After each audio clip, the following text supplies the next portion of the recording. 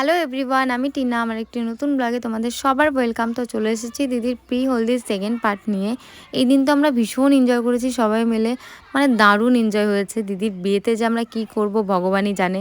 তো যাই হোক, এখানটায় দিদির বৃদ্ধির মতো শ্যুট হচ্ছিলো। আর এখানটায় আমার হলুদ বাড়তে বাড়তে আমার হাত ব্যথা হয়ে গেছে, সেই ক্লিপটা নেওয়া হয়নি। যাই হোক, তারপরে তো এখানটায় দাদাকে তুলতে গিয়ে আমাদের সবার অবস্থা কাহিল।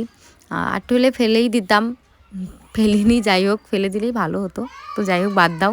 তারপরে তো এখানটা শ্যুট শুরু হয়ে গেছে। আমরা তো ভীষণ হলুদ মেখেছি, আমরা নিজেরা তো মেখেছি।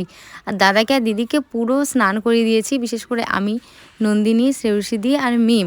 আমরা তো পুরো মগ বালতি যা পেয়েছি হাতের কাছে তাই দিয়েই ঢেলেছি হলুদ গলা জল সব পুরো একদম, তারপরে ফোম সব দিয়ে পুরো একদম স্নান করিয়ে দিয়েছি। আর আমরা ভেবেছিলাম এই এত সুন্দর সাদা শাড়িটা বাঁচিয়ে রাখবো, কিন্তু শেষ পর্যন্ত বাঁচিয়ে রাখতে পারিনি। তো দেখতেই পাচ্ছ খুব